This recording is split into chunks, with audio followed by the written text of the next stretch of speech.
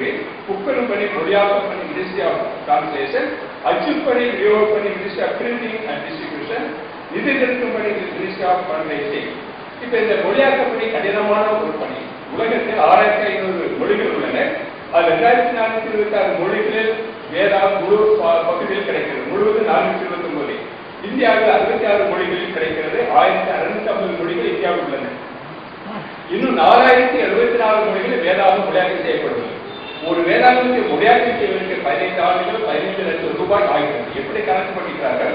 ஒரு வசனத்தை மொழியாக்கம் செய்ய 50 ரூபாய். 31,024 வசனங்கள் தமிழ் பைபிள் இருக்கிறது. 31,024 வசனங்கள் இந்த 50 ரூபாய் போட்டா 15,50,000 வரும். ஆகவே ஒரு வசனத்தை கர்த்தர் மேய்ப்பராய் இருக்கிறார், நான் தாழ்ச்சியடையேன், அதை மொழியாக்கம் செய்ய 500 ரூபாய். அப்ப நாம் 500 ரூபாய் காணிக்கை கொடுத்தால் 10 வசனத்திற்கு மொழியாக்கம் செய்ய காணிக்கை கொடுக்கிறேன் என்று அர்த்தமாகிறது. தற்சமயம் 114 இந்திய மொழியில் மொழியாக்கம் செய்யப்பட்டு வருகிறது. இதற்கு பண உதவி தேவைப்படுகிறது. அது அச்சுப்பணி விநியோகப்பணி. ஒரு சாதாரணமான வேதாகத்தை அச்சிடுவதற்கு 250 ரூபாய் இருக்கிறது. அது இப்போ எவ்வளவு ரூபாய் படிக்கிறோம்? 150 ரூபாய். அப்ப தள்ளுபடி விலை எவ்வளவு? 100 ரூபாய். 20 லட்சம் பைபிள் அச்சடிக்கப்படுகிறது. 20 லட்சம் 250 போட்டால் 50 கோடி ரூபாய் தேவைப்படுகிறது.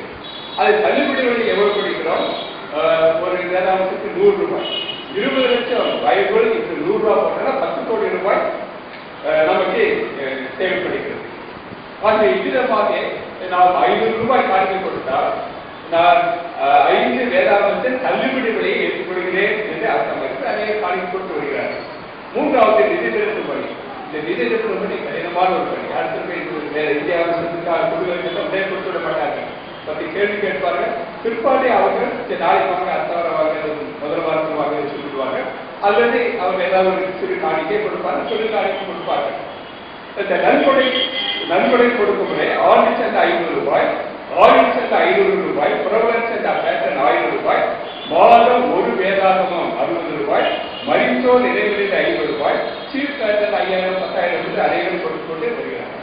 ஆகவே நாம் விதமாக கொடுக்க அழைக்கப்படுகிறோம். நாம் கொடுக்கும் போது 3 பேர் சந்தோஷப்படுகிறோம். ஒன்று, நமக்கு சந்தோஷம், நான் இந்த ஊழியத்திற்கு இவ்வளவு தாங்கி கொடுத்தேன், நம் மன நிறைவு. இதை பார்க்கிற தேவன் சர்வத்திற்கு ஆண்டவரை ஆசீர்வதிக்கிறார். கொடுக்கிறவங்களுக்கு கொடுக்கப்படும். பிற்பாடு இந்த மொழியாக்கத்தை பெற்றுக்கொள்கிற மக்களும் நம்மை ஆசீர்வதிக்கிறார்கள். இந்த மொழியாக்கத்திற்கு பணம் கொடுத்தார் என்று சொல்லி அவர்கள் ஆசீர்வதிக்கிறார்கள். இந்த கொடுப்பதை பற்றி ஒரே ஒரு வார்த்தை பார்த்து சொல்லி கொடுக்கிறேன். அது மார்க்கு சுவிசேஷம் 10ஆம் அதிகாரத்தில் ஒரு பெரு செல்வந்தர் வருகிறார், ஒரு பணக்கார செல்வம். அவர் ஆர்வத்தை கேட்க நல்ல போது நித்திய ஜீவ செல்வத்துக்கு நான் என்ன செய்ய வேண்டும்? அப்ப ஆண்டவர் சில காரியங்கள் சொல்லிவிட்டு அவர் என்ன சொல்கிறார்? உன்னிடத்தில் ஒரு குறைவு உண்டு. அது என்ன குறை? உன்னிடத்தில் உள்ளதை விட்டு சரித்திரம் அப்பொழுது நீ நித்திய ஜீவனை சொல்வதற்கு கொள்ளலாம். 10 கருத்தை கேட்கும் பிரயோஜனம் இல்லை. ஆகவே உன்னிடத்தில் உள்ளதை நீ விட்டு உன்னிடத்தில் ஒரு குறைவு. அப்ப உன்னிடத்தில் என்ன குறை இருக்கு? கருத்தை உள்ளத்திற்கு கொடுக்காத ஒரு குறை. ஆகவே இது சிறப்பான ஆண்டவரை பிரசனத்தை வருகிறோம், அந்த ஆசீர்வாதத்தை பெற்றுகிறோம், அந்த தேவ தரிசனத்தை பெற்றுகிறோம், அவருடைய கட்டளைக்கு நாம் கீழ்ப்படிய கடைபிடித்தவர்கள். ஆகவே இருக்கா ஜெபிங்க. இந்த சபையில் ஒரு சிலர் ஆண்டுதோறும் பணம் செய்கிறார்கள். அவங்களுக்கு நன்றி.